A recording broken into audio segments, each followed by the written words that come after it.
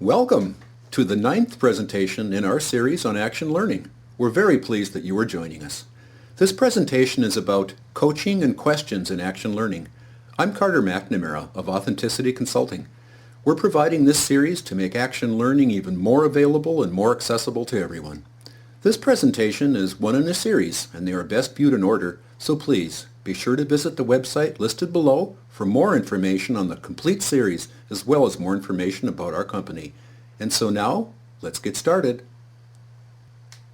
So far, our series has explained all about the action learning process, including what people use it for, membership in groups, and how groups are facilitated. Action learning solves problems and achieves goals primarily by sharing powerful questions, taking actions between meetings, and then reflecting on those questions and actions. So in this presentation, we'll get us started by reviewing some dynamics of how complex problems are often solved. That is the basis for other topics in this presentation, including how questions are used to solve problems, achieve goals, and generate learning at the same time. We'll suggest the best types of questions to use in action learning. We'll refer to the skill of questioning as coaching. That will lead into an explanation of how coaching works in action learning, along with various formats in which coaching can occur. A growing trend is to do action learning virtually, that is, over the phone or over the internet, so we'll give some quick tips for that. A common question is, what is successful coaching in action learning? And we'll share our answer to that as well. In the first of the presentation in this series, we looked at various driving forces and trends that resulted in action learning becoming so popular now. We reviewed how people and organizations are facing more complex problems than ever before. That's because we're recognizing the wide diversity of people around the world, competition is increasing for resources and markets, and technology is rapidly changing how we live and work. But one of the challenges to solving complex problems is the way we think about them. Many of us suffer from certain illusions. One is the belief that the answer to a problem in the past can now be used to solve a similar problem we're facing now. For example, if a person benefited from a time management class in the past, then that person tends to believe that everyone should take the same class and will benefit the same way. But that's not accurate, because many people suffer from time management because, for example, they don't want to delegate because they don't have faith in others.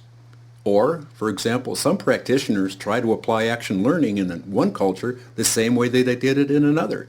They quickly find that other cultures are very averse to asking questions of each other. We're learning that finding the right problem is as important as finding the right answer.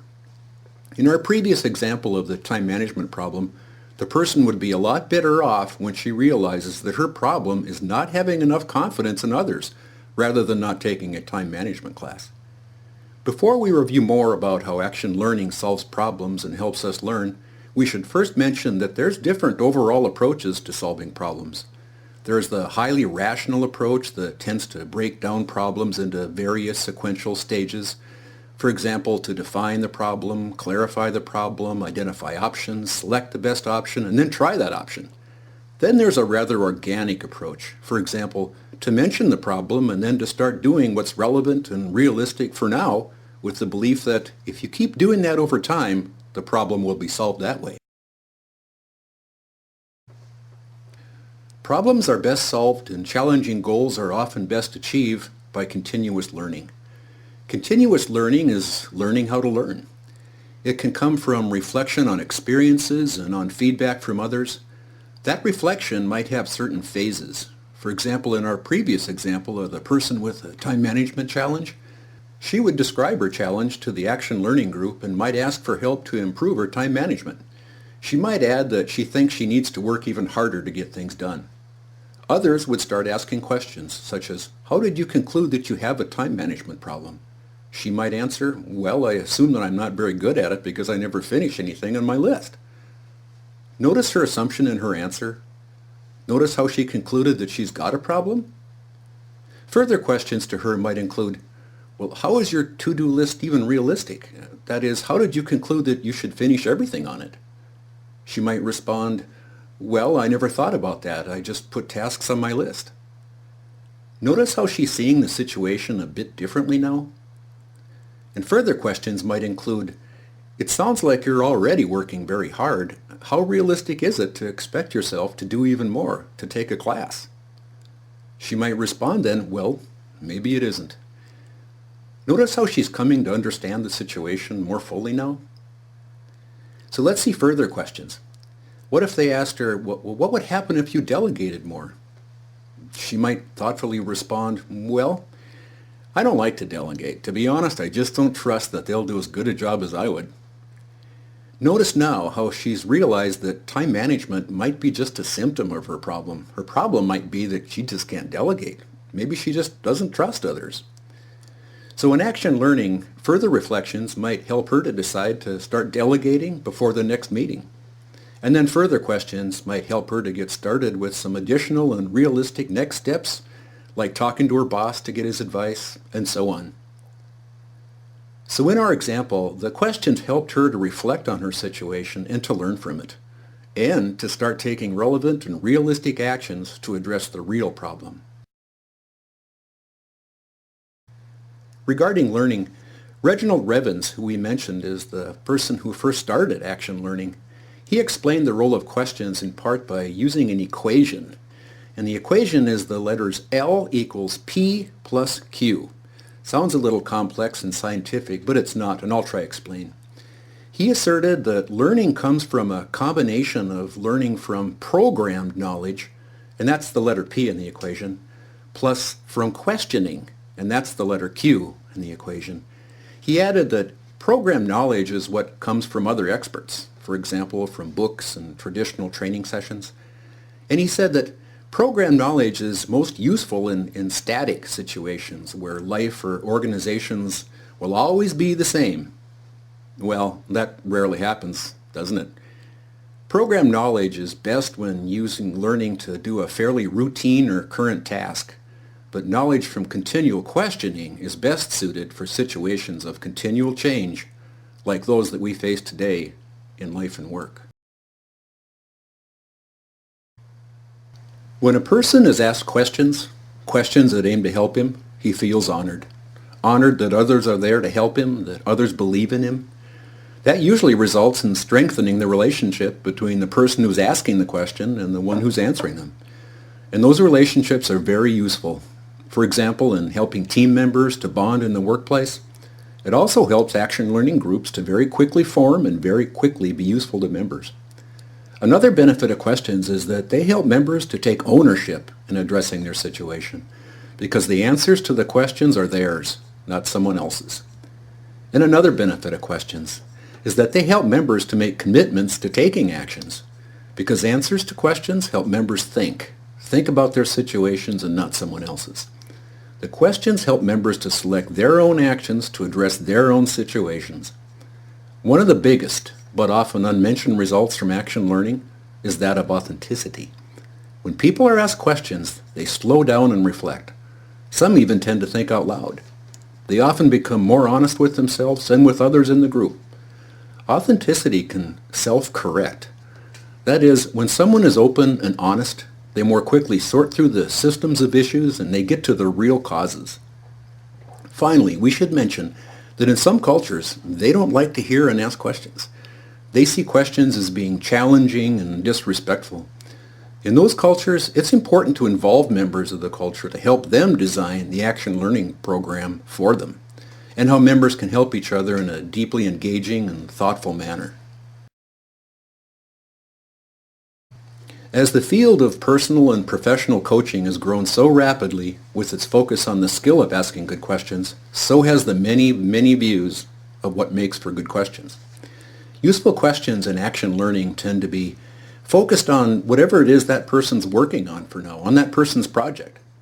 And useful questions are focused on the presenter's perceptions, assumptions, beliefs, and conclusions, not always on the details of that person's problem.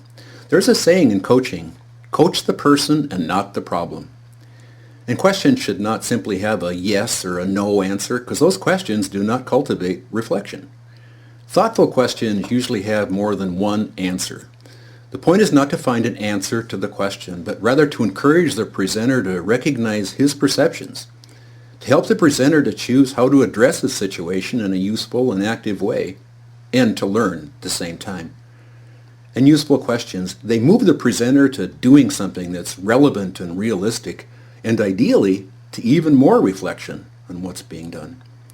Many coaches believe that questions about the past or about history do not really help the person with the project. Rather, those questions are used to help the person asking the question, not the person with the project. So many coaches stay away from questions about history in the past. A major advantage, though, of asking questions is that the people who are asking them usually don't need to know anything at all about the presenter, his personality, or where he comes from. The members of the group just need to use their curiosity and their compassion to help each other.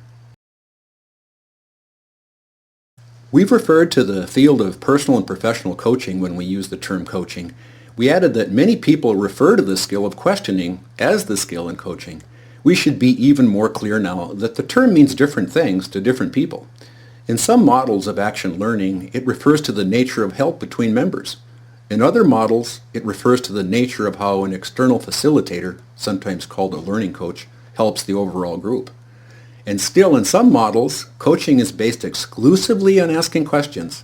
Yet in others, it can be integrated with useful advice and materials. The important point is to know how you're using it, explain that to others, and then be consistent. A coaching session is the phrase often used to describe the time when group members are focused on coaching a member. For example, each member might get 20 minutes in a meeting. Then that's a 20-minute coaching session. Usually members are coached one at a time, whether it's a single project or a multi-project program. In a single project program, members might coach one, some, or all members during a meeting, depending on the nature of the project that's being addressed. In a multi-project program, all of the members usually get coached in a meeting. And remember, they get coached one at a time. But regardless of the approach to action learning or the model being used, a session usually goes through somewhat similar phases. It's important to realize that regardless of the coaching model, all members learn during the entire coaching session, not just when getting coached, because all of the members are thinking of useful questions, and the questions are heard by all members of the group. To give you a better idea of what a coaching session might look like, here are some samples of coaching models. So you might imagine any one of these models being used during a coaching session. The first one shown is GROW, or we sometimes call it GROW. It's an acronym or a word made up of abbreviations, and the letters, they stand for questions about goals, the reality of the situation, options the person can take, and what will the person do from those options. Another example is ORID, or we call that ORID. It's a very popular coaching model, and that's another acronym. And those letters stand for questions to get objective information, to get feelings, to get information about the meanings, and information that is decisional. That is, what's the person going to do about that? The last model, where I've got the letters WIAL, that stands for the World Institute for Action Learning. And that organization has a suggested coaching model where questions are asked for the person to report on the situation, reframe it, generate solutions, then make a commitment to actions, and then overall to help team learning. Here's a suggestion. It might be useful for you to search for the phrase personal coaching here in YouTube and watch some examples of actual sample coaching sessions. Get an even better impression of what coaching is, but keep in mind that's just one session. Usually that's done in an overall program with multiple sessions. Virtual action learning is conducting an action learning meeting over the phone or over the internet. That is, it's not face-to-face. So the sharing of questions and so on, they're to help members during the meeting, but they're over the phone and they're called virtual coaching.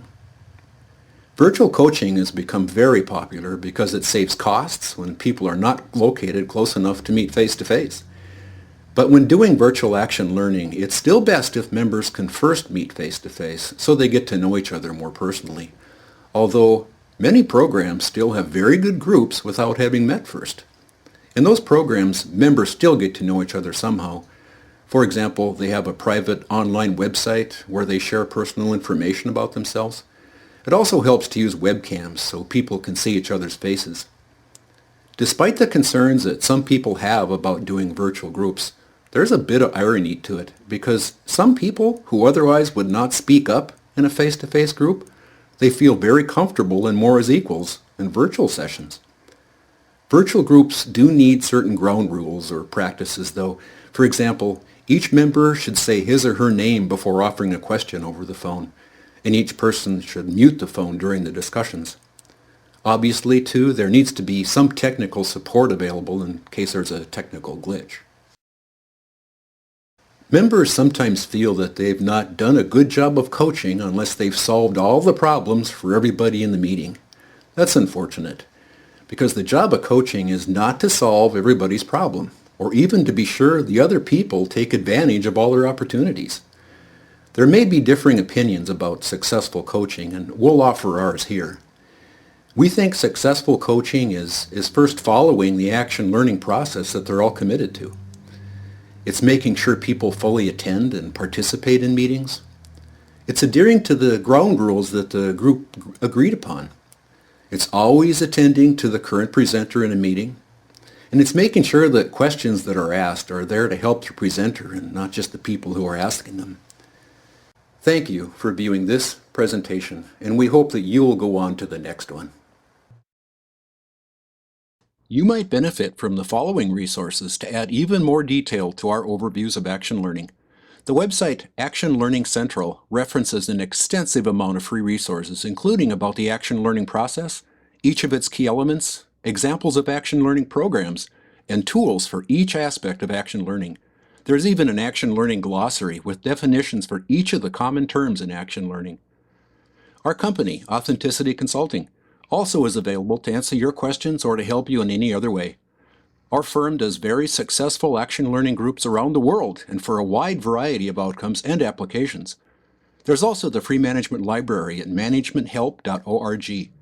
You can find resources and tools for almost any activity in the workplace, including for many of the activities in action learning. You can find more about each of these three resources by going to actionlearningcentral.com/gratis and select the presentation entitled General Resources for Action Learning. Thank you.